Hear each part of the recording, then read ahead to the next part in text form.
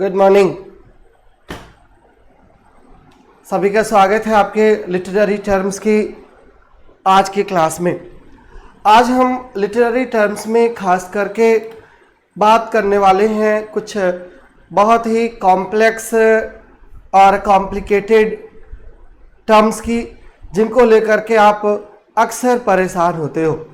आज हम बात करेंगे फुट की और बात करेंगे मीटर की। फुट और मीटर आज का ये हमारा टॉपिक है और हम इन दोनों की बात करेंगे। आप रोज परेशान रहते हो कि ये आयम्बिक पेंटामीटर क्या होता है, ये एनापेस्ट क्या होता है, ये ट्रकेइक क्या होता है, हेक्सामीटर क्या होता है, अलेक्जेंड्राइन किसको कहा जाता है। इन सब को लेकर के एक हमेशा कंफ्यूजन बनी रहती है। और कंफ्यूजन इसलिए भी बनी रहती है कि ग्रेजुएशन के सिलेबस में है तो ये पार्ट, बट कोई भी इसको जल्दी टच नहीं करता है। और आप में शायद ही कुछ ही लोग ऐसे होंगे जिन्होंने ग्रेजुएशन में इस पोर्शन को कवर किया हो, और अगर कवर किया होगा तो आपको प्रॉब्लम नहीं हो रही होगी, और नहीं किया होगा तो आज के बाद भी प्रॉब्लम अब नहीं होगी। ये क्लास का स्पेशल पर्पस सिर्फ इसीलिए है कि मीटर वाला जो क्वेश्चन है उस क्वेश्चन को आप पेपर में गलत ना करें, सिर्फ और सिर्फ सही करें। और उस सही करने के लिए ही एक क्लास आज हमने लगाई है। आइए बात करते हैं उस मीटर की जहां से आपको शुरू करना है। बेसिकली इंग्लिश में 4 स्टैंडर्ड फिट होते हैं। स्टैंडर्ड की बात कर रहा हूं, होते तो और भी हैं। 4 स्टैंडर्ड फुट होते हैं जिनको आयम्ब, एनापेस्ट, ट्रकेइक और डैक्टिलिक कहा जाता है। आयम्बिक, ट्रकेइक, डैक्टिलिक, एनापेस्टिक, ये 4 मीटर्स होते हैं और ये 4 फुट होते हैं। एक्चुअली मीटर्स तो भी इसके बाद में आएगा। और इनको बनाया किस आधार पर जाता है? इनको बनाया जाता है वर्ड के प्रोनाउंसिएशन के हिसाब से, स्ट्रेस और अनस्ट्रेस्ड के हिसाब से बनाया जाता है। जैसे जो सबसे पॉपुलर और सबसे इंपॉर्टेंट है उसको आयम्ब कहा जाता है। IAMB आयम्ब नाउन है और इसका एडजेक्टिव बन जाता है आयम्बिक। ये सबसे पहला फुट है जिसको आयम्बिक कहा जाता है। आयम्बिक बनाया कैसे जाता है, कहते किसको है? जब एक अनस्ट्रेस्ड सिलेबल के बाद एक स्ट्रेस्ड सिलेबल आए। And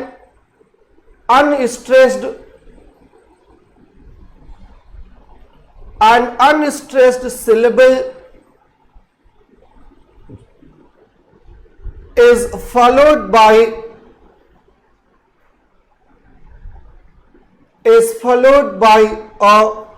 a stressed syllable.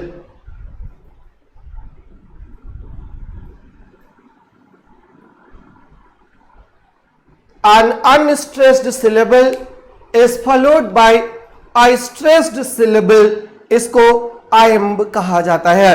Right, जहां पर ऐसा पेयर बने उसको आयम्ब कहेंगे। जैसे एक बहुत इंपॉर्टेंट लाइन है थॉमस ग्रे की एलिजी की पहली ही लाइन है, the curfew tolls the knell of the parting day. आइए आपको लगा करके भी बताता हूं कि कैसे स्ट्रेस और अनस्ट्रेस्ड लगाया जाता है।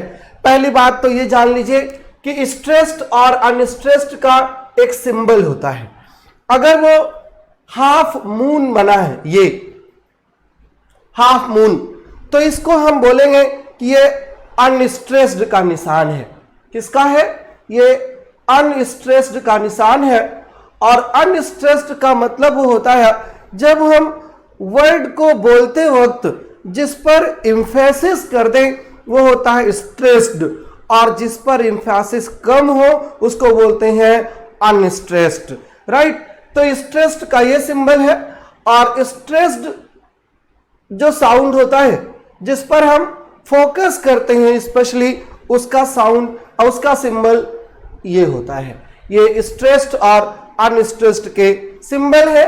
और जब पहला साउंड स्ट्रेस्ड हो मतलब उसको पहला साउंड अनस्ट्रेस्ड हो उसको धीरे से बोला जाए, और दूसरा साउंड स्ट्रेस्ड हो उस पर फोकस कर दिया जाए। जैसे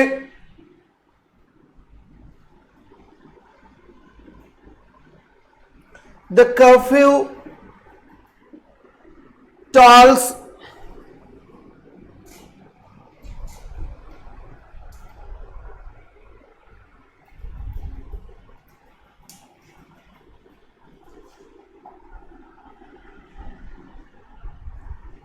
the curfew tolls the knell of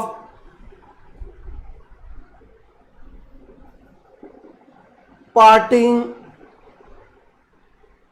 day। ये एक सेंटेंस लिख दिया है। अब जब हम इस सेंटेंस को बोलते हैं तो जो सबसे पहला दो अनस्ट्रेस्ड है, बिल्कुल ताकत नहीं लगानी पड़ती आपको बोलने के लिए, ये अनस्ट्रेस्ड है। कर्फ्यू में कर पर ज्यादा फोकस है और फ्यू पर कम है, तो जो ज्यादा फोकस है वो ये निशान है, फ्यू ये है। अब देखिए सिलेबल किसे कहते हैं? सिलेबल किसी वर्ड का वो पार्ट है, वो छोटी सी यूनिट है जिसको हम बांट करके उसको बोलना शुरू करते हैं। जब दो एक ही लेटर है, एक ही वर्ड है तो सिंगल साउंड है, इसको सिंगल सिलेबल कहेंगे। ये मोनोसिलेबिक हो गया है। कर्फ्यू में एक क पर फोकस करते हैं और फिर फ्यू पर फोकस नहीं करते हैं, मतलब है दो कर्फ्यू, तो इसको बाइसिलेबिक कहेंगे। ऐसे ही ट्राई सिलेबिक होता है और ऐसे पॉलीसिलेबिक होता है। तो एक सिलेबल अनस्ट्रेस्ड और दूसरा सिलेबल स्ट्रेस्ड और फिर तीसरा अनस्ट्रेस्ड हो गया है। और चौथा देखिए टॉल्स, द और टॉल्स में डिफरेंस देखिए, द पर बिल्कुल इंफेसिस नहीं है और टॉल्स बिना इंफेसिस के नहीं है, ये हो जाएगा स्ट्रेस्ड। फिर द आ गया अनस्ट्रेस्ड। नेल एक ही सिलेबल है। आओ पार्टिंग दो सिलेबल है, पार्ट पर फोकस और इंग पर कोई फोकस नहीं। और फिर day focus. The curfew tolls the knell of parting day, ये सिलेबल हमने बना दिया है। अब देखिए stressed unstressed followed by stressed, unstressed followed by stressed, unstressed followed by stressed, unstressed followed by unstressed और अनस्ट्रेस्ड फॉलोड बाय फिर stressed. ये पैटर्न क्या बन गया है? एक अनस्ट्रेस्ड के बाद स्ट्रेस आता है, एक अनस्ट्रेस के बाद स्ट्रेस आता है, एक अनस्ट्रेस के बाद स्ट्रेस आता है, एक अनस्ट्रेस के बाद स्ट्रेस आता है, एक अनस्ट्रेस के बाद स्ट्रेस आता है। और ये किसका पैटर्न है? किस फुट का? ये फुट है आयम्बिक। क्या ये कौन सा फुट है? ये आयम्बिक फुट है। अब एक फुट में ये कितने ग्रुप बने हैं? 1 2 3 4 और 5 का ये ग्रुप बन गया है अनस्ट्रेस्ड फॉलोड बाय स्ट्रेस्ड का। अब जो ये 1 फुट है, ये 2 और कर्फ्यू, ये सिंगल है, इसको बोलते हैं मोनोमीटर। और 2 को बोलते हैं डायमीटर, 3 को बोलते हैं ट्राइमीटर, 4 को बोलते हैं टेट्रामीटर, 5 को बोलते हैं पेंटामीटर, 6 को बोलते हैं हेक्सामीटर, 7 को बोलते हैं हेप्टामीटर, 8 को बोलते हैं ऑक्टोमीटर और 10 को बोलते हैं डेकामीटर। क्लियर? ये मीटर के अलग अलग नाम हो गए हैं। अब अगर आपसे ये पूछा जाए तो the curfew tolls the knell of the parting day, ये कैसी लाइन है? तो आपने पहले तो अनस्ट्रेस्ड और स्ट्रेस्ड लगा करके आई एम डिक्लेयर कर दिया है, और ये टोटल 5 ग्रुप्स हैं, और जो 5 ग्रुप्स होता है उसको क्या बोलते हैं? पेंटामीटर। अब ये लाइन क्या हो गई? ये लाइन हो गई है आयम्बिक पेंटामीटर। ये लाइन हो गई है आयम्बिक पेंटामीटर। आई थिंक बिल्कुल क्लियर हो गया होगा कि आयम्बिक फुट क्या होता है और आयम्बिक पेंटामीटर क्या होता है। आयम्ब फुट का नाम है, और उसके बाद ये जितने ग्रुप्स फॉर्मेशन होते हैं इन्हीं को मीटर कहा जाता है। मोनोमीटर, डायमीटर, ऑक्टोमीटर, सेप्टामीटर, हेक्टामीटर, जो भी कुछ बन जाए उसके हिसाब से उसका नाम रख दिया जाता है और बन जाता है। क्लियर है? कोई कंफ्यूजन हो तो बताइए। अब देखिए, मिल्टन ने अपनी 2 पोएम्स लिसिडस एल पेंसरेसो और उसके साथ एल एलिगरो, ये दोनों ही उन्होंने ऑक्टोसिलेबिक कपलेट में लिखा है। ऑक्टोसिलेबिक कपलेट कितना हो गया? ऑक्टा बोलते हैं 8 को, मतलब कपलेट है वो। कपलेट का मतलब कि 2 लाइन्स है और राइमिंग फाइनली उनकी मिलती है, और ऑक्टो है उनका मतलब ऐसे ऐसे सिर्फ कितने पेयर्स है? टोटल 8 पेयर्स हैं, और जब वो 8 पेयर्स हो जाएं तो वो ऑक्टोमीटर हो जाएंगे। क्लियर है? कुछ दिक्कत हो तो बताइए। अब कोई कंफ्यूजन हो तो बताइए। समझ आ गया ना? कोई दिक्कत, कोई कंफ्यूजन नहीं। आयम्ब फुट का नाम है जहां पर एक अनस्ट्रेस्ड के बाद स्ट्रेस्ड आता है, और ऐसे जो ग्रुप फॉर्मेशन है वो मीटर हो जाता है, और मीटर के हिसाब से जो है क्या बोलते हैं उसको? मीटर के हिसाब से उसको आयम्बिक पेंटामीटर बोल दिया है। वो आयम्बिक हेक्सामीटर भी हो सकता है, और आयम्बिक टेट्रामीटर भी हो सकता है, और आयम्बिक जो है हेप्टामीटर भी हो सकता है। क्लियर? कोई कंफ्यूजन? नोवामीटर कहते हैं उसको जी। साइड में हो गया हूं, देख लीजिए। अब एक बार और समझा दीजिए, पहली बार पढ़ रही हूं, क्लियर नहीं हो पा रहा है। ठीक है फुल जहां, फिर से समझिए। हीरोइक कपलेट की बात हमने प्रीवियस क्लास में किया था, और कहा था आपसे कि heroic couplet 2 iambic pentameter rhyming lines होती हैं। 2 आयम्बिक पेंटामीटर राइमिंग लाइंस होती हैं। अब 2 आयम्बिक पेंटामीटर राइमिंग लाइंस में आयम्बिक होता क्या है और पेंटामीटर क्या होता है? तो आयम्ब कैसे निर्धारित करेंगे? तो आयम्ब एक फुट का नाम है, और पोएट्री जो है वो मीट्रिकल पैटर्न पर लिखी जाती है। एक मीट्रिकल पैटर्न का मतलब जिससे राइम और रिदम दोनों अरेंज हो जाए, ताकि पोएट्री का जो पर्पस होता है बेसिकली वो रिसाइटेशन का होता है, और जब वो पोएट्री रिसाइट की जाए तो उसका एक अपना फ्लो रहे और लोगों को म्यूजिक पर उसको सेट भी कर दिया जाए। और जो म्यूजिकल इंस्ट्रूमेंट्स होते हैं वो इनको कॉम्प्लीमेंट्री होते हैं, इनको सेट कर देते हैं। उसी में जब हम अनस्ट्रेस्ड स्ट्रेस्ड अनस्ट्रेस्ड स्ट्रेस्ड का पैटर्न चलाते हैं, उस पैटर्न को आयम्ब कहा जाता है। उस पैटर्न को आयम्ब कहा जाता है। और ये देखिए पोएट्री की हमने लाइन भी लिख दी है, the curfew tolls the knell of the parting day. अब जब कोई म्यूजिकल इंस्ट्रूमेंट इस पर सेट करेगा तो एक पर स्लो मोशन की आवाज आएगी, दूसरे पर तेज, फिर स्लो, फिर तेज, फिर स्लो, फिर तेज, ऐसे स्लो और फास्ट बनता रहेगा म्यूजिकल इंस्ट्रूमेंट पर। उसी को हम फुट कहते हैं। क्लियर? अब वो कितने ग्रुप बनते हैं उस ग्रुप के हिसाब से आयम्ब फुट हो गया है, और जो ग्रुप उसका बना है उसको मीटर कहा जाता है। राइट? तो अगर ये 1 फुट है तो मोनोमीटर है, अगर 2 फीट है तो उसको डाईमीटर कहा जाएगा, अगर वो 3 फीट है तो ट्राईमीटर, 4 है तो उसको टेट्रामीटर, 5 है तो उसको पेंटामीटर, 6 है तो उसको हेक्सामीटर, 7 है तो उसको हेप्टामीटर या सेप्टामीटर कहा जाता है। इस तरीके से उनके नाम दे दिए जाते हैं। क्लियर? बिल्कुल वही रिपीट कर रहा हूं सर, आपने बताया तो बहुत अच्छे से समझ आ गया है, thank you Pooja. Iambic pentameter unstressed follows stressed, unstressed, फिर स्ट्रेस्ड, और ये 5 के ग्रुप में जब बन जाएंगे तब उनको आप पेंटामीटर कह देंगे। क्लियर? कोई कंफ्यूजन हो तो बताइए, बोर्ड से हट जाता हूं, ध्यान से आराम से देख लीजिए।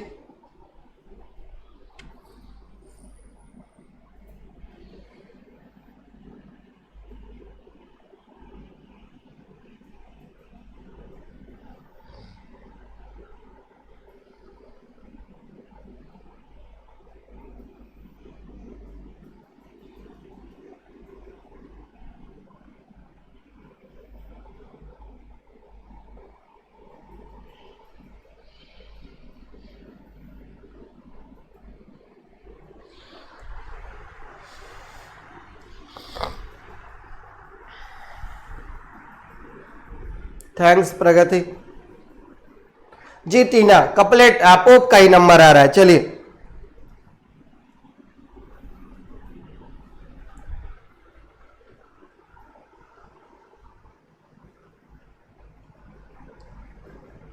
मिल्टन का वर्क बताया हूं, एल एलेग्रो और Il Penseroso.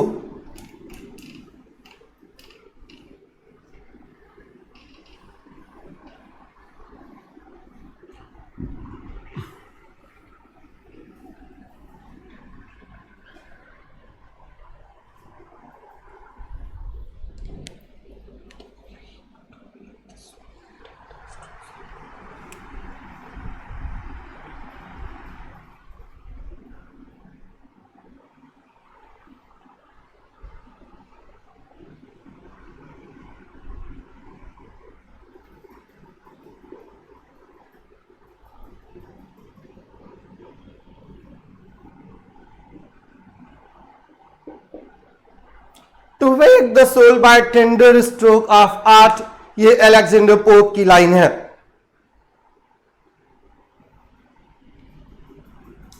To wake the soul by tender stroke of art, लगाइए stress. To wake the soul by tender stroke of art, ये लग गया। 1 2 3 4 5, क्या हो गई लाइन है? ये लाइन हो गई आयम्बिक पेंटामीटर। कौन सी लाइन हो गई? ये लाइन हो गई आयम्बिक पेंटामीटर, जहां पर 5 का ग्रुप बन गया है और unstressed is followed by stressed है, इसको आयम्बिक पेंटामीटर कहा जाता है। क्लियर? टीजीटी और पीजीटी दोनों में क्वेश्चंस बनते हैं। आप में वहां पर ये स्ट्रेस और स्ट्रेस लगाने को नहीं आएगा, राइट? पहले नेट का जब पेपर होता था डिस्क्रिप्टिव, तो एक क्वेश्चन वहां पर आता था लास्ट में, एक नहीं, वो 5 to 8 क्वेश्चंस होते थे क्रिटिकल प्रैक्टिकल क्रिटिसिज्म का, और उस प्रैक्टिकल क्रिटिसिज्म में ये सारी चीजें पूछी जाती थी। और बीए के पेपर में जब पोएट्री का पेपर होता है तो भी उसमें सारी चीजें पूछी जाती हैं, उसके लिए सब बहुत इंपॉर्टेंट है। सर आज से पहले इतने अच्छे से समझ में नहीं आया था, पर आज सब अच्छे से समझ आ गया है। Thank you sir ji, thank you Prerna, आपको समझ में आ गया तो मेरी मेहनत सफल है, मेरा रिसर्च सफल है। If you have understood the concept clearly. अगले मीटर पर आए, अगर आपका आदेश हो तो फिर बढ़ें। आयम्ब का एक अपोजिट होता है। अपोजिट का मतलब ये कि आयम्ब में पहले अनस्ट्रेस्ड आता है और फिर स्ट्रेस्ड आता है। इसका जो अपोजिट होगा वहां पहले स्ट्रेस्ड आएगा और उसके बाद अनस्ट्रेस्ड आएगा। पहले स्ट्रेस्ड आएगा और फिर अनस्ट्रेस्ड आएगा, और उस फुट को क्या कहा जाता है? उस फुट को बोला जाता है ट्रोकियाक। क्या बोला जाता है? ट्रोकी। छाप पहले मिटा दूं।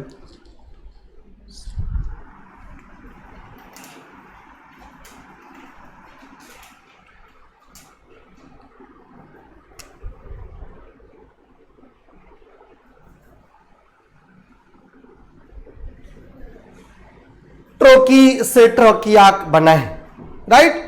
ट्रोकी से ट्रोकियाक बना है, और ट्रोकियाक का मतलब होता है ये उसका जस्ट उल्टा हो जाता है, stressed followed by an unstressed. I stressed followed by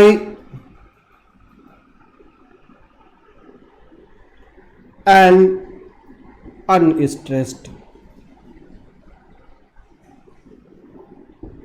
जब एक स्ट्रेस्ड के बाद अनस्ट्रेस्ड आए, मतलब पहले एम्फेसाइजिंग वर्ड हो और फिर अनएम्फेसाइजिंग, फिर एम्फेसाइजिंग और फिर अनएम्फेसाइजिंग, तो उसको ट्रोकियाइक कहेंगे। रॉबर्ट ब्राउनिंग के पोएम से आपको एक एग्जाम्पल देता हूं। There they are my 50 men and women। There they are my 50 men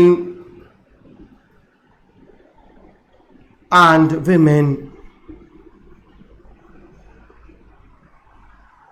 There they are my 50 men and women। There stressed है, they और फिर are।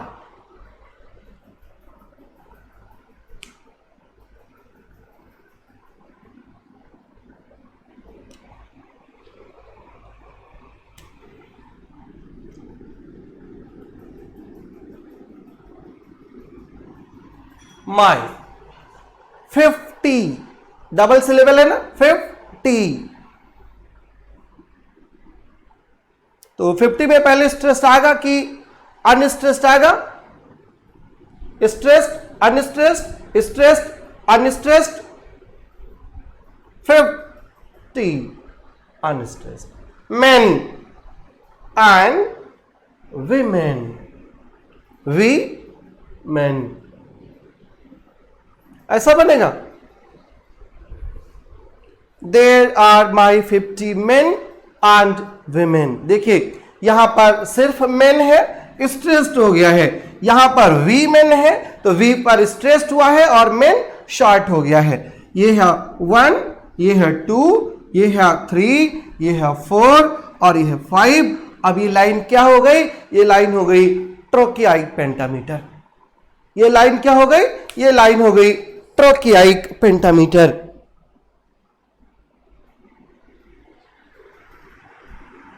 दूसरा एग्जांपल देखिए।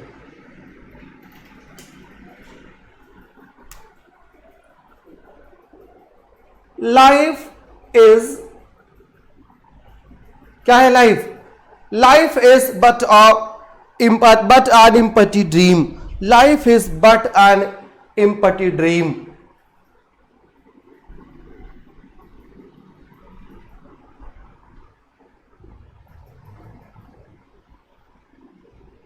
Life is but an empty dream। Life stressed is unstressed but stressed and unstressed। Empty double syllable कि single syllable? Empty में double syllable है कि single syllable है? Empty और फिर ड्रीम, ड्रीम में सिंगल की डबल?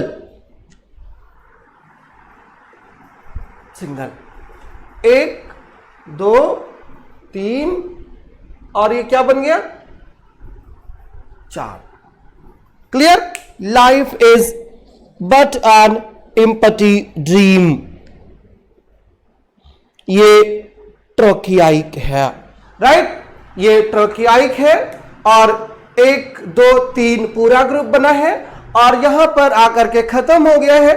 इसके बाद अनस्ट्रेस्ड आना चाहिए था और सेंटेंस यहीं पर खत्म हो गया है, उसको छोड़ दीजिए। अभी बाद में बताऊंगा कि ऐसी लाइंस को क्या कहा जाता है।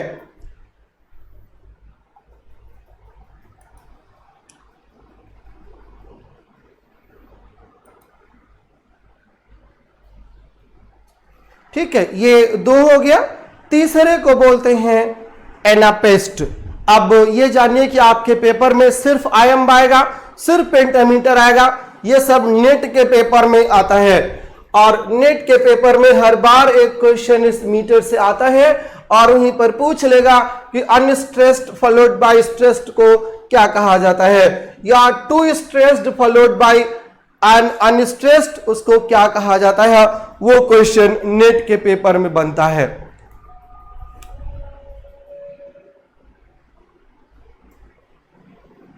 जो तीसरा फुट है उसको एनापेस्टिक कहा जाता है, और एनापेस्ट में क्या होता है, टू स्ट्रेस्ड आता है और पहले टू अनस्ट्रेस्ड और फिर single stressed, two unstressed followed by a stressed, two unstressed आकर के एक स्ट्रेस्ड आए तब उसको बोलते हैं एनापेस्ट। और अगर इसका उल्टा कर दिया जाए तो डैक्टिलिक बन जाता है। डैक्टिलिक में a stressed followed by two unstressed.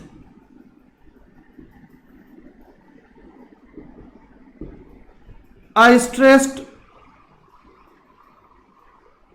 Followed bye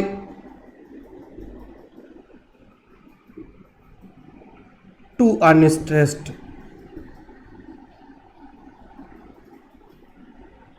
ये चार बेसिक फुट होते हैं जिसको अंग्रेजी में आपको लिटरेचर में प्रोसोडी में जानना होता है।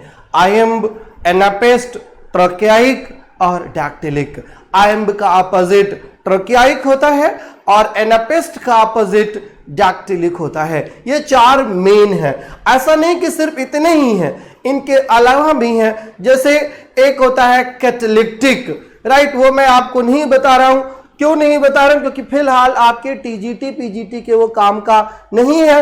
एक होता है स्पोंडैक, एक होता है पायरिक। तो ये सारी चीजें हम आपको अभी नहीं बता रहे हैं क्योंकि ये आपके काम की नहीं है। क्लियर? जो आपके काम का है, take the best and leave the rest. दुनिया भर की चीजें हमें करना क्या है, हमें तो सिर्फ एग्जाम तक क्लियर करना है। और जब प्रोफेसर बन जाइएगा, जब पढ़ाना होगा तब आइएगा, फिर से एक बार पढ़ा दूंगा और फिर जाकर के अच्छे से लेक्चर दीजिएगा, ठीक है। बट तब तक वेट करिए जब तक एग्जाम ना क्लियर हो जाए। आइए एक्सपैंड करते हैं इसी को। एक वर्ड होता है जिसको बोलते हैं स्कैन।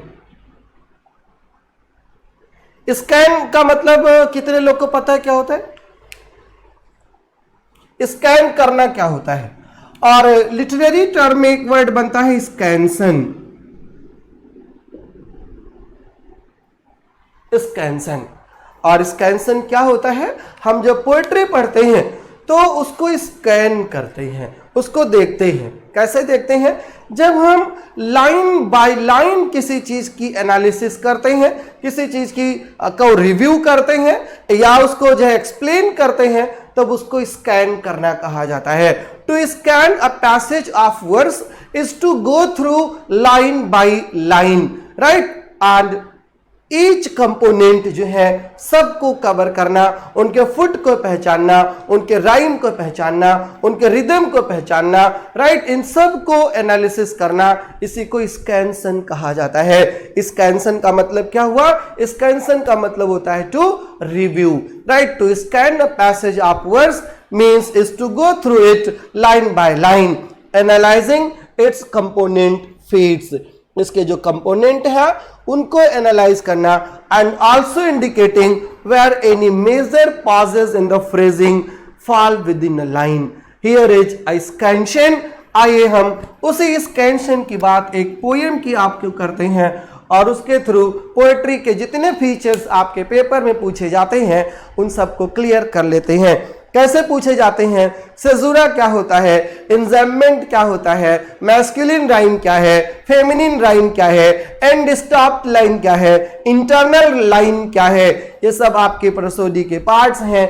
आइए उसी प्रोसोडी पर थोड़ा सा डिस्कस कर लेते हैं। उसी प्रोसोडी के जो पार्ट्स है, स्कैंसन से जो निकलता है उसको स्टडी कर लेते हैं।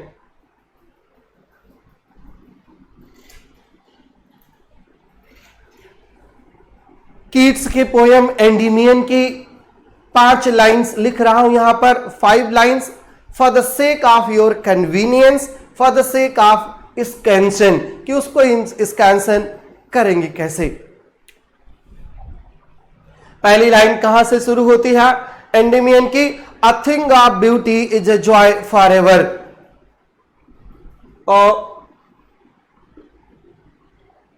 Thing of beauty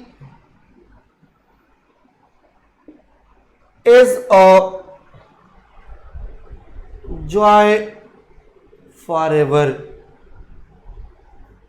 A thing of beauty is a joy forever. और नेक्स्ट लाइन है, its loveliness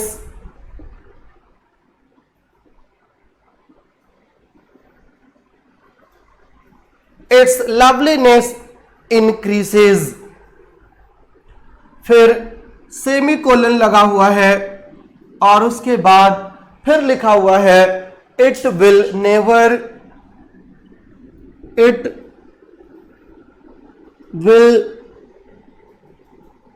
नेवर, और फिर थर्ड लाइन शुरू होती है पास इनटू नथिंगनेस, पास इनटू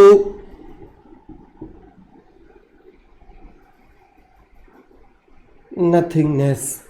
और पास इनटू नथिंगनेस के बाद फिर कॉमा लगा है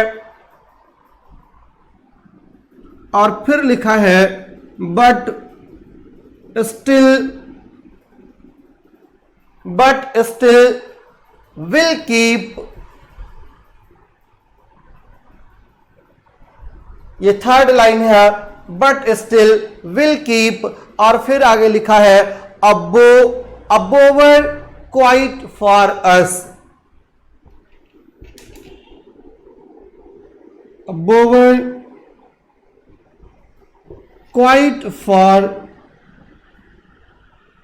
us, और quite for us के बाद फिर कॉमा लगा है and sleep, और फिर फिफ्थ लाइन है full of sweet dream,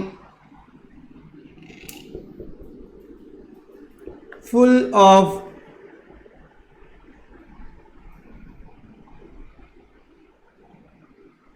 of sweet dream, और फिर कॉमा लगा है and health and quite breathing,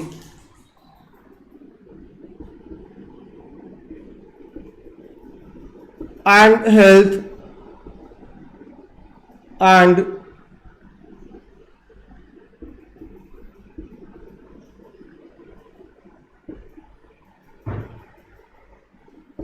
quiet breathing, और फिर फुल स्टॉप लगा है।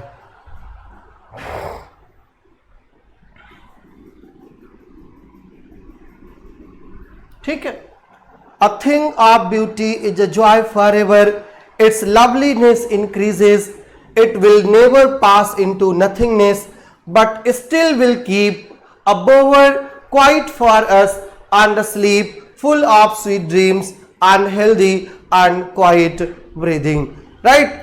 And sorry, फिर कुछ गड़बड़ हो रहा है क्या? हाँ नहीं, full of sweet dreams and health and quiet breathing। कौन सा मीटर यहां पर लगा हुआ है देखिएगा। ऑब्वियसली आप देखोगे स्ट्रेस और अनस्ट्रेस के निशान लगाओगे तो ही मीटर आपको पता चलेगा कि यहां पर कौन सा मीटर लगा हुआ है।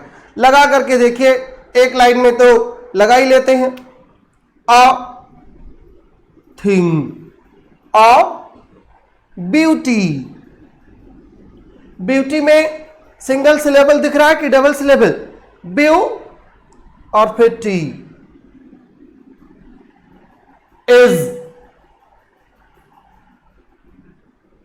और जॉय फॉर ए वर्ड, ये ट्राई सिलेबिक हो गया है। A thing of beauty is a joy for ever. Clear? एक पेयर ये बन गया, एक पेयर ये बन गया, एक पेयर ये बना, एक पेयर ये बना, एक पेयर ये बना और एक अनस्ट्रेस्ड एक्स्ट्रा हो गया है, एक अनस्ट्रेस्ड एक्स्ट्रा हो गया है। आप दूसरे लाइन में लगाओगे तो भी आपको एक अनस्ट्रेस्ड एक्स्ट्रा मिलेगा। आप पांचवी लाइन में लगाओगे तो भी आपको एक एक्स्ट्रा मिलेगा। एक्स्ट्रा क्या मिलेगा? Unstressed syllable. और ये जो एक्स्ट्रा अनस्ट्रेस्ड सिलेबल है, जहां पर लाइन अनस्ट्रेस्ड सिलेबल पर खत्म होती है, उसको फेमिनिन एंडिंग कहा जाता है। क्या कहा जाता है? फेमिनिन एंडिंग कहा जाता है। The closing fit of lines 1, 2 and 5 end with an extra unstressed syllable, right? 1, 2 and 5 ends with an extra unstressed syllable and are said to have a feminine ending, right? क्या है ये? इसको feminine ending कहा जाता है।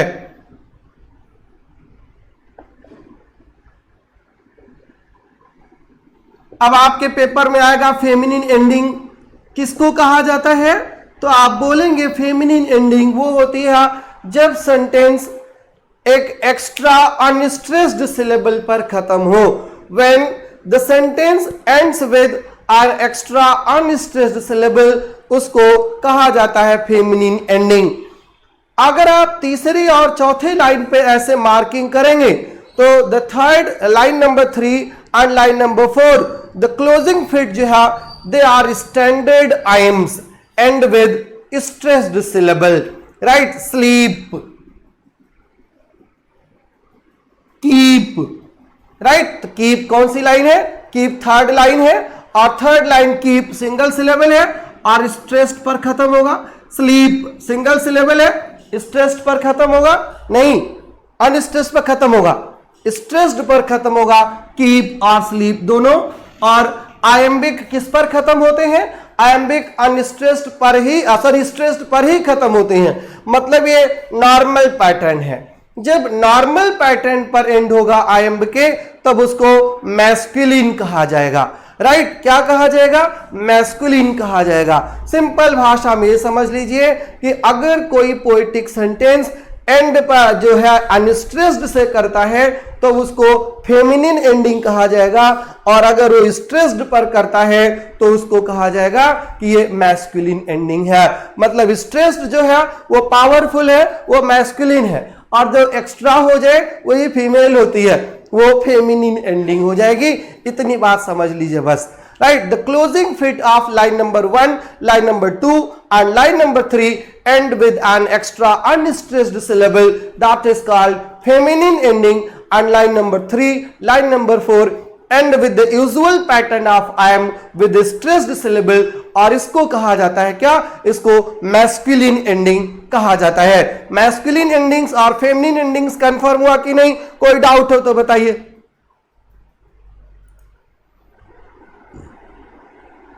जी, if you have any doubt regarding the masculine ending and feminine ending तो बताइए। जब ends with an extra unstressed syllable तब उसको बोलेंगे feminine ending, और जब वो stressed पर जो है end हो जाएगा तो उसको बोलेंगे masculine ending।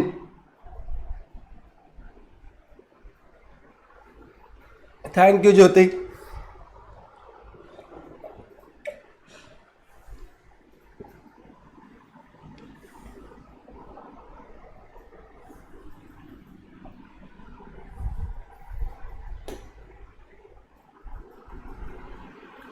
प्रोसीड करें जी। Neha, clear to me? Okay Shiv Kumar ji.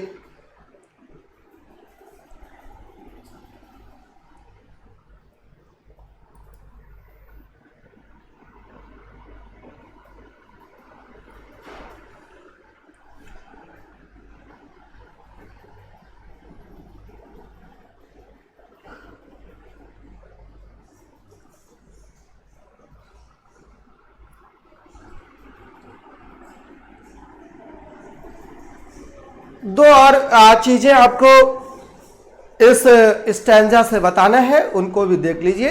To other elements जो है, वैसे बोर्ड तो भरा हुआ है, मिटा भी नहीं सकते क्योंकि अभी फिर इसी की जरूरत पड़ेगी, इसीलिए बोला था you can write those lines down in your notebook.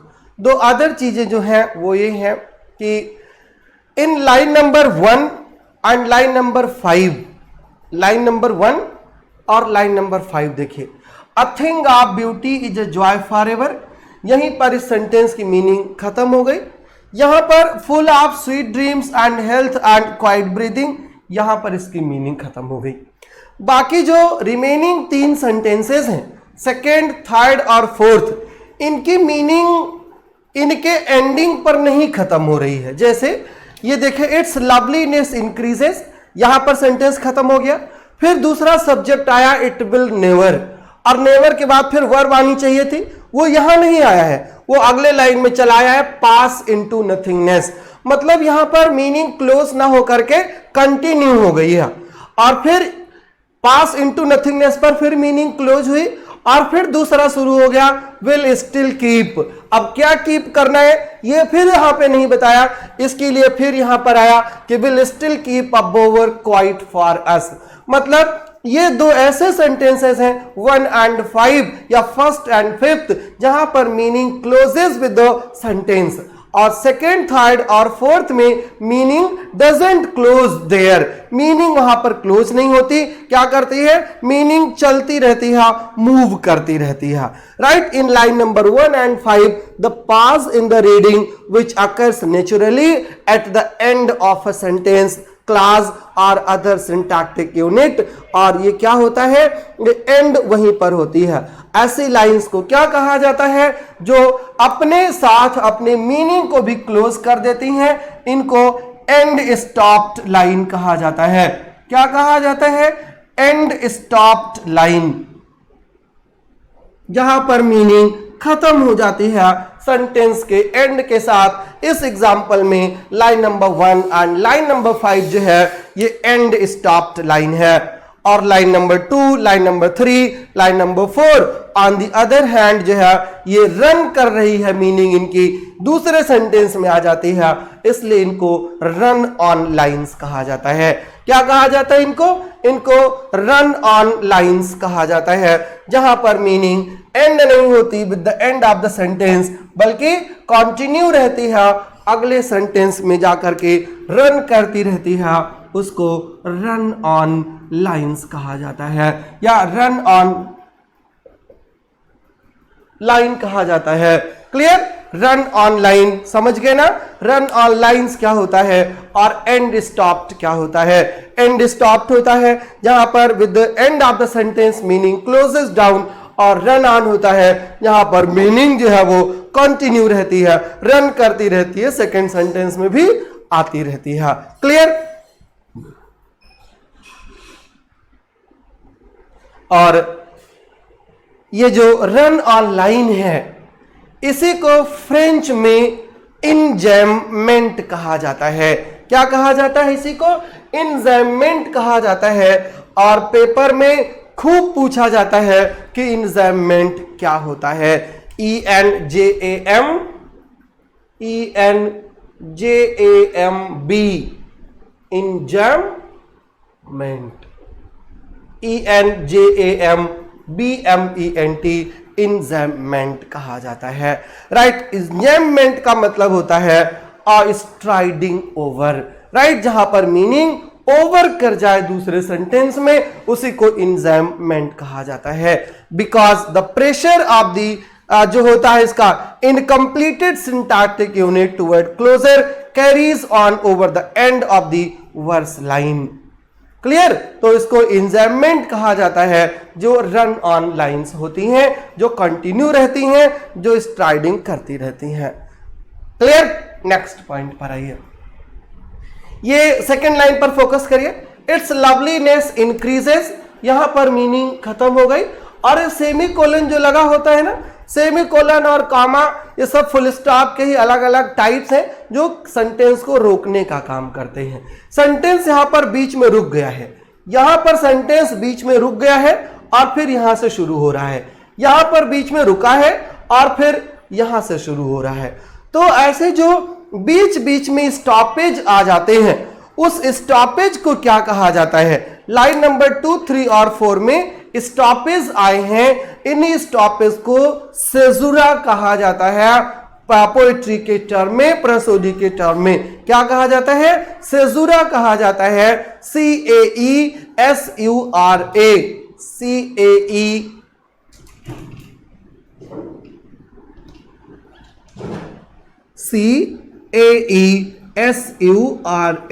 सेजुरा। सेजुरा का मतलब होता है, इसी से वर्ड बना सीज।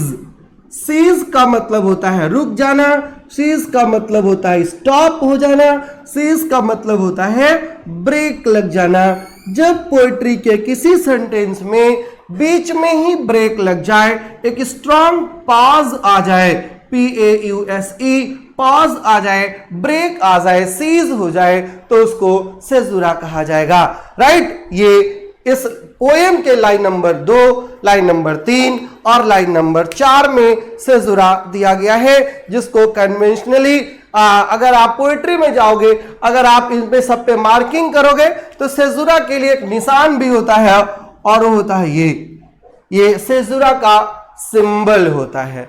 राइट? ये सेजुरा का सिंबल होता है, इंडिकेटेड, ऐसे इंडिकेट करते हैं। The management of these internal pauses is important for giving variety and for providing expressive emphasis in the long pentameter lines. नहीं बताऊंगा भाई, अब बिल्कुल नहीं, जो बता दिया वही बता दिया। मैं इसीलिए कहता हूं और इसीलिए गुस्सा भी आती है, मैं पढ़ा क्या रहा हूं उस पर फोकस नहीं है। आप कह रहे हो कि इसी समय राइम स्कीम बता दो। क्यों राइम स्कीम बता दूं? मैंने ये नहीं कहा ना कि नहीं बताऊंगा। अरे उसका भी टाइम आने दीजिए ना, जो हो रहा है उस पर पहले फोकस कर लीजिए, और फिर जब नहीं बताएंगे, आपका छूट जाएगा, तब आप हमसे बात करिएगा। अब इतने चीजें आपको मीटर में बतानी थी, वो हमने आपको मीटर में आज बता दिया। IM बता दिया, ट्रोकेक बता दिया, एनापेस्ट बता दिया, डैक्टिलिक बता दिया, रन ऑन लाइन्स बता दिया, इंजैममेंट बता दिया, और सेजुरा बता दिया, मैस्कुलिन एंडिंग बता दिया, फेमिनिन एंडिंग आपको बता दिया, एक्स्ट्रा अनस्ट्रेस सिलेबल आपको बता दिया। इतनी सारी चीजें आपको बता दिया है, लेकिन वो छूट गया जो आप पूछना चाह रहे थे, और आप ये पूछना चाह रहे थे कि राइम स्कीम भी लगे हाथ बता दो। ठीक, राइम स्कीम क्लास 3rd और 4th वाले बच्चे सीख लेते हैं कि राइम स्कीम कैसे लगाई जाती है, और आप तो बहुत आगे चले आए हो।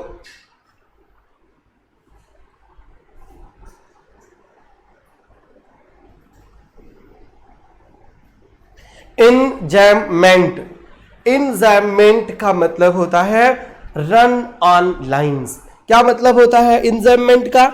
इंजैममेंट का मतलब होता है रन ऑन लाइंस। जब पोएट्री की लाइन अपने एंडिंग के साथ अपनी मीनिंग को खत्म नहीं कर पाती, उसकी मीनिंग अगले सेंटेंस में कैरी फॉरवर्ड हो जाती है, तब उसको इंजैममेंट कहा जाता है। In poetry the continuation without pause from one line or couplet to the next, from one line to the next, जब मीनिंग आगे बढ़ जाए तो उसको बोलते हैं कि ये क्या है? ये इंजैममेंट हो गया है। जब मीनिंग कंटिन्यूएशन में हो तो इंजैममेंट कहा जाता है, और अगर बीच में ही मीनिंग रुक जाए तो उसको सेजुरा कहा जाता है। राइट? उसको सेजुरा कहा जाता है जब मीनिंग बीच में रुक जाए तो।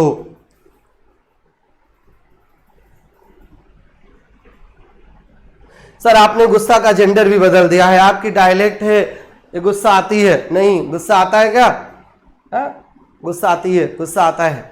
अब देखिए जेंडर का भी डिसाइड हम कैसे करते हैं। जो पावरफुल होता है उसको मेल, और जो पावरलेस होता है उसको फीमेल कहा जाता है। थैंक यू पूजा सर, आपने इतना सब बता दिया और हमें पता भी नहीं चला, बहुत अच्छे से डिफाइन किया है। जी सुरुचि सर प्लीज ये बता दीजिए कि लिटरेरी टर्म्स की क्लासेस यूपी टीजीटी के लिए हैं, प्लीज सर आंसर कर दीजिए। जिस दिन लिटरेरी टर्म शुरू किया था उसी दिन हमने कहा था कि ये टीजीटी पीजीटी के लिए स्पेशल तो नहीं है, लेकिन इसके क्वेश्चंस केवीएस में, एनवीएस में आर्मी स्कूल्स में और नेट में हर जगह आते हैं। और दूसरी बात ये कि you are a student of English literature and being a student of English literature you should know the nuances of literature. और ये उसी लिटरेचर के नुआंसेस हैं, राइट। ये उसी लिटरेचर के नुआंसेस हैं जिसको आपको अपनी लाइफ में जीने के लिए, अगर किसी से ये गलती से बता दिया कि हमने इंग्लिश लिटरेचर में एमए किया है और उसने घुमा के पूछ लिया कि ससुरा क्या होता है, तो आप क्या कहोगे, ससुरा क्या होता है, मुझे तो आज तक पता ही नहीं चला, ये क्या है, हमारे सब्जेक्ट का नहीं है। क्लियर, इसलिए भी आपको जानना जरूरी है। और टीजीटी के क्वेश्चन में, उत्तर प्रदेश टीजीटी के क्वेश्चन में 7 से लेकर के 10 क्वेश्चन जो है वो लिटरेरी टर्म से आते हैं। और तभी आज 4 दिन से पढ़ा रहा हूं। आप ये ना समझिए कि मुझे पेपर नहीं आता है, कि मुझे पेपर के बारे में पता नहीं है, या सिर्फ आप तैयारी कर रहे हो। बहुत एक्सपीरियंस है और शायद आप उसी एक्सपीरियंस का पैसा भी पे किए हो और उसी का आपको बेनिफिट भी मिल रहा है। क्लियर, इसलिए आप भरोसा कर लीजिए कि जो पढ़ा रहा हूं, जिस जिसकी क्लास यहां पर अटैच्ड है, उन सबके लिए बेनिफिशियल है, सबके पेपर के लिए बेनिफिशियल है। चौसर नहीं करवाऊंगा मैं, क्योंकि चौसर हमारे यूपी टीजीटी पीजीटी के सिलेबस में नहीं है, डीएसएसबी के सिलेबस में है। तो जब डीएसएसबी का आएगा तब देखा जाएगा। जी नजमा नदीम जी, समझ गए ना। फेमिनिन एंडिंग और फेमिनिन एंडिंग को एक बार समझा दीजिए। दोनों बार आपने वही फेमिनिन एंडिंग लिख दिया है। फेमिनिन एंडिंग वो होती है जब कोई सेंटेंस एक एक्स्ट्रा अनस्ट्रेस्ड सिलेबल के साथ खत्म होता है। एक एक्स्ट्रा अनस्ट्रेस्ड सिलेबल के साथ जब खत्म होता है तो उसको फेमिनिन एंडिंग कहा जाता है। थैंक यू सर जी, आज हमने कुछ नया सीखा है। Thank you Sadhana. Till now I was reading it कजूरा। चलिए ठीक है, कुछ भी पढ़ते रहिए, कजूरा पढ़ते रहिए, ससुरा पढ़ते रहिए, ससुरा पढ़ते रहिए, वो सब आपके काम आएगा। ऑब्जेक्टिव पेपर का एक ये भी बेनिफिट है। जी सर, लाइन नंबर फिर से कंफर्म कर दीजिए sir, feminine ending and masculine ending की लाइन। अब नहीं कंफर्म करूंगा पाकीजा, जो पैटर्न आपको बता दिया है आप उसी पैटर्न पर सुन करके दोबारा से और कंफर्म करिएगा कि कहां पर फेमिनिन एंडिंग है और कहां पर मैस्कुलिन एंडिंग है। अब इसीलिए तो बता रहा था कि जब अगली बार आपके लिए आए तो आप मेरा वेट ना करें, आप खुद करके आंसर टिक कर लें। Sir, we are lucky to have such an experienced teacher like you. Thank you, Nikita Saini ji, but you have to exploit the experience of your teacher. Sir, मैंने last year का paper देखा था, उसमें almost question वही थे जो आप पढ़ा रहे हो। जी, जो मैं पढ़ा देता हूँ उसी नोट से पेपर वाला भी पेपर बनाता है। ऐसा नहीं कि वो पेपर बना देता है तब मैं पढ़ाना शुरू करता हूँ, मैं पढ़ा के खत्म करता हूँ तब वो पेपर सेट करना शुरू करता है।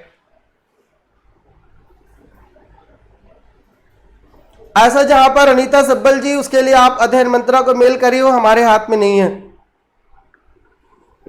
क्यों परेशान हो, फिर आपका नंबर आने दो, जब नहीं कराऊंगा तो आप बताइएगा। ससुरा नहीं भूलेगा। जी, ससुरा को बिल्कुल भूलना नहीं, अगर वही भूल गया फिर तो सारा काम गड़बड़ हो जाएगा। कोई नहीं शालिनी, अब मिल गया ना, देर से आए दुरुस्त आए। और हर अच्छी चीज मिल ही जाती है देर सवेर, कुछ ऐसा नहीं होता कि ना मिले, सब चीज मिलता है।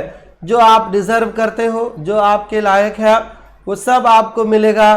देर सवेर हो सकती है, बट कहा जाता है ना, ऊपर वाले के यहाँ देर है अंधेर नहीं है। जितना आप एफर्ट करते हो, जो आप डिजर्व करते हो, वो आपको सब कुछ मिलेगा बिना किसी प्रॉब्लम के।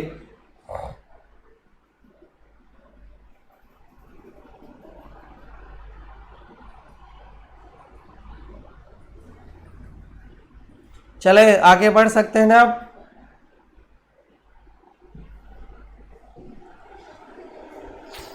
थक गए हो तो बताइए। वैसे हमारी क्लास में थकना मना होता है, और कहिए कि आप लकी हो, आपको 1 घंटे की क्लास मिलती है। अगर कहीं आप ऑफलाइन क्लास में होते ना तो यही क्लास 4-4 घंटे की होती है, और उस 4 घंटे में 3 घंटे में कभी कभी ही ब्रेक मिलता है, नहीं तो ब्रेक भी नहीं मिलता है, और फिर आप और परेशान और बोर हो जाते। खुल जा भाई, खुल गया।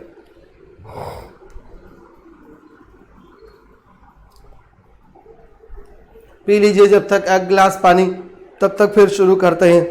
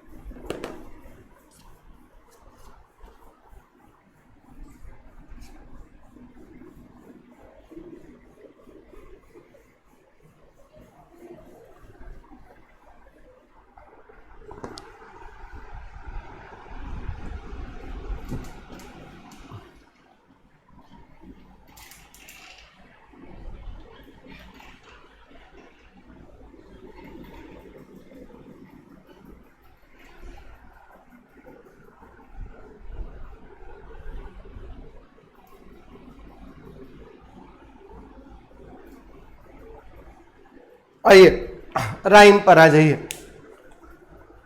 इन English versification, standard rhyme consists of the repetition in the rhyming words of the last stressed vowel and of all the speech sounds following the vowel। Rhyme क्या होता है? हिंदी में आप इसको बोलते हो तुकांत। जो लाइन का लास्ट वर्ड होता है, उस लास्ट वर्ड से किस किस का लास्ट वर्ड टैली करता है, उसी को राइम कहा जाता है। जैसे छोटा सा एग्जाम्पल देखिए, late fate, hollow shallow, hallow shallow या फॉलो, ये सब आपस में राइमिंग वर्ड्स हैं। इनको राइम कहा जाता है। जिनका साउंड डुप्लीकेट हो जाए, जिनका साउंड पैटर्न सेम हो जाए, उसी को बोला जाता है कि ये राइमिंग वर्ड्स हैं। क्लियर? आप ये कह सकते हो, the duplication of sounds usually at the end of a line of verse. Right? Line of verse जहां पर एंड होती है, वहां पर जो साउंड रेपिटेशन हो रहा हो, उसी को कहा जाता है कि ये राइम है। जैसे नेबर, लेबर, जिल, किल, हिल, टिल, ये सब एक टाइप के साउंड्स हैं। तो जहां पर ये डुप्लीकेशन ऑफ साउंड्स होता है, उसी को राइम कहा जाता है। अब ये राइम कई टाइप की होती हैं। जैसे जो पहली राइम है, उसको एंड राइम्स कहा जाता है।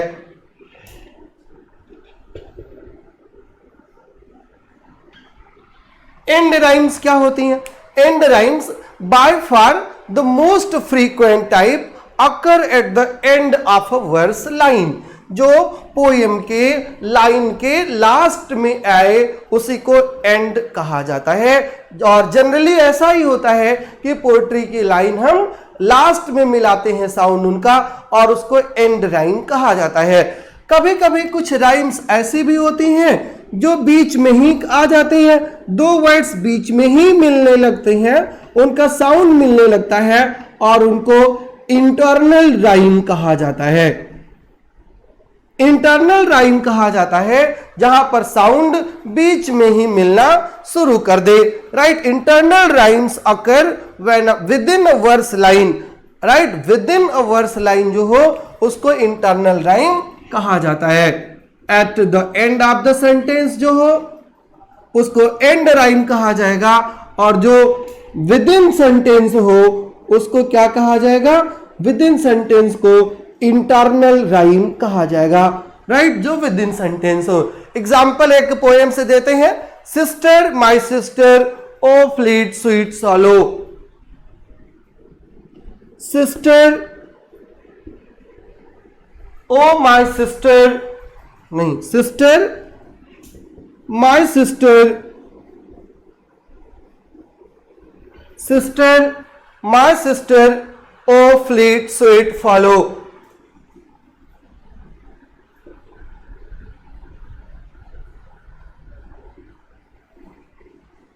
ये फ्लीट और स्वीट ये जो राइम हो रहा है इसी को इंटरनल राइम कहा जाता है। राइट, इसी को इंटरनल राइम कहा जाता है जो मिड ऑफ द सेंटेंस हो जाए। कॉलरिज ने तो एक ही पोएम में एंड स्टॉप, ये एंड राइम और इंटरनल राइम दोनों यूज कर लिया है। तो कॉलरिज जैसा जो ग्रेट पोएट है वो यही कर सकता है, वो ही कर सकता है और कोई नहीं। जैसे कि एग्जाम्पल उनकी पोएम का है the rhyme of the ancient mariner में। Rhyme of the ancient mariner में वो लिखते हैं इन मिस्ट और क्लाउड, पोएम पढ़ी रखा होगा, इन मिस्ट और क्लाउड ऑन मास्ट और श्राउड। तो क्लाउड और श्राउड ये दो एक ही लाइन में राइम कर गए हैं। लिखता हूं, देखें,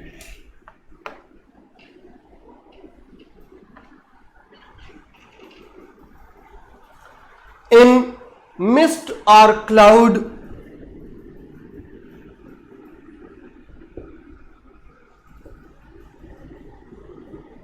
इन मिस्ट और क्लाउड ऑन मास्ट और shroud.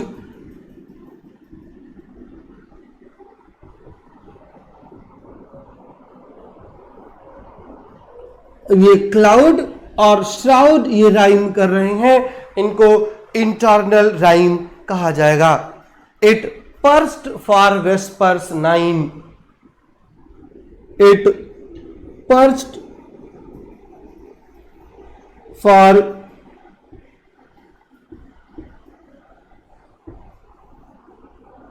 It perched for vespers 9। अगली लाइन है whiles all the night through fog smoke white, whiles all the night, while all the night through fog smoke white, through fog smoke white। अब देखिए ये white और ये night ये internal rhyme हो गई है। और फिर glimmered the white moon shine, glimmered the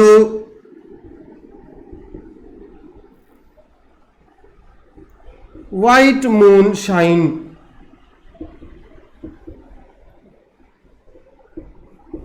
glimmered the white moon shine. अब ये राइम हो गई 9 और शाइन, ये एंड स्टॉप, ये एंड राइम हो गई और जो बीच में आ गई है वो इंटरनल राइम हो जाती हैं। क्लियर, ये इंटरनल राइम और एंड राइम है ये।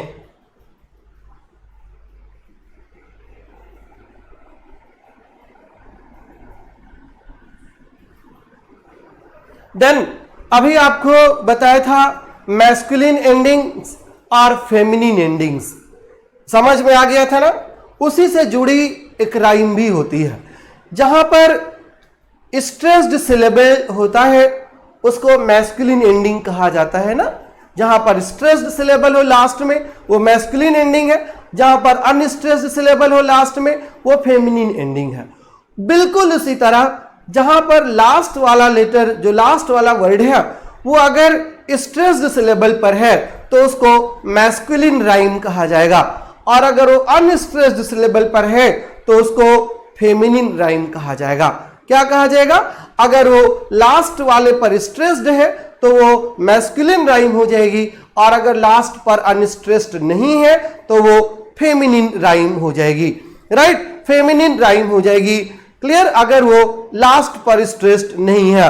अ feminine rhyme since it involves the repetition of 2 syllables is also known as double rhyme.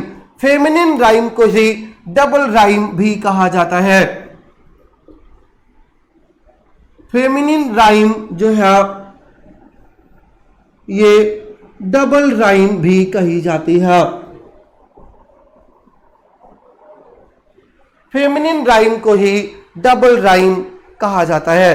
अब फेमिनिन राइम और फिर डबल राइम हो गया ये तो क्लियर। और अगर वो 3 हो जाए तो उनको फिर ट्रिपल राइम कहा जाने लगेगा। एक राइम होती है जो सिर्फ आंखों में ही होती है, एक्चुअली होती नहीं, दिखती है कि वो है राइम, उसको आई राइम कहा जाता है, राइट। आई राइम कहा जाता है जो सिर्फ दिखाई देती है और एक्चुअल होती नहीं है, वो आई राइम होती है। क्लियर। एक पार्शियल राइम होती है, एक स्लैंट राइम होती है, पैरा राइम होती है, इम्परफेक्ट राइम होती है, बहुत सारी राइम है, लेकिन उनकी कभी आपको जरूरत नहीं पड़ेगी, आप उनके बिना भी काम चला सकते हो। आई राइम का आपको एक एग्जांपल बता जरूर देता हूं, जैसे ये है प्रूफ और लव, ROVE यहां है, LOVE यहां है। ऐसा लगता है कि यहां पे राइम होगी प्रूफ और लव में, बट है नहीं, सिर्फ दिखाई देती है। इसको क्या बोला जाता है? इसको आई राइम बोला जाता है, जो सिर्फ दिखने में राइम हो और ओरिजिनल में वो राइम हो ही ना, उसको आई राइम कहा जाता है। Clear.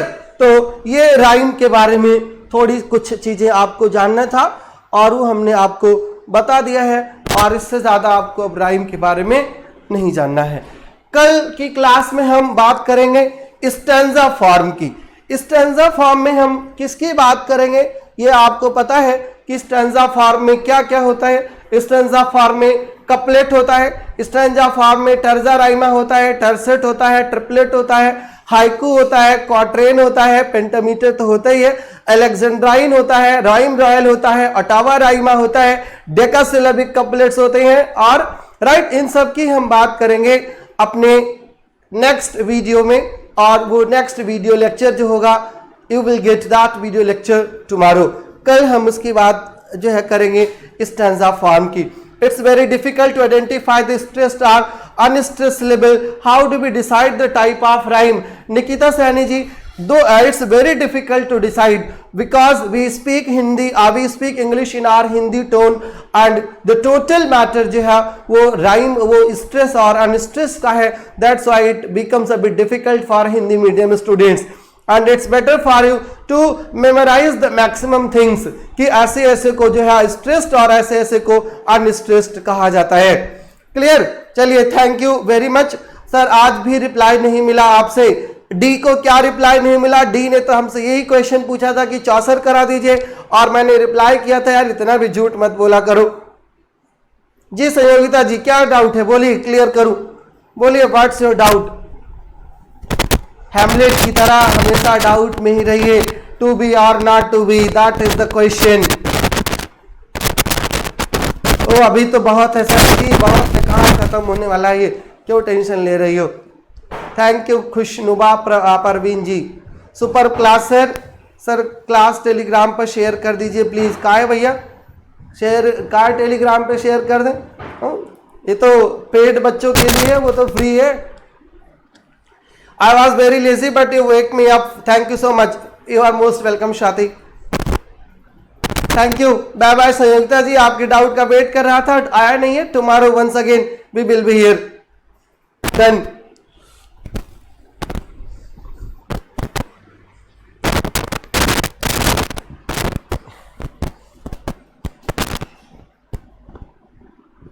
Masculine and feminine rhymes बता दीजिए। मैस्कुलिन राइम वो होती है जहां पर सेंटेंस स्ट्रेस्ड सिलेबल पर खत्म हो, और जहां पर अनस्ट्रेस्ड पर खत्म हो वो फेमिनिन राइम होती है। पेपर इस क्लास में नहीं डिस्कस किया जा सकता है, तो कितना बड़ा पेपर 4 दिन में डिस्कस होगा, और हमारे पास वैसे भी स्मार्ट बोर्ड नहीं है। Thank you Sonika ji, you are a versatile teacher. Sir मेरे हाथ देखकर किसी ने बोला था, क्या बोला था? मेरे हाथ देखकर किसी ने बोला था कि मेरे किस्मत में गवर्नमेंट जॉब नहीं है। वाह क्या बात है। अगर किसी ने बोला था कि आपकी किस्मत में गवर्नमेंट जॉब नहीं है, तो समझ लीजिए आपकी गवर्नमेंट जॉब पक्का है। पोर्टल पर आपकी क्लास आ जाएगी, आप टेंशन ना लो। चलिए, thank you very much. We will be meeting tomorrow with next video, next class. Thank you, all the best.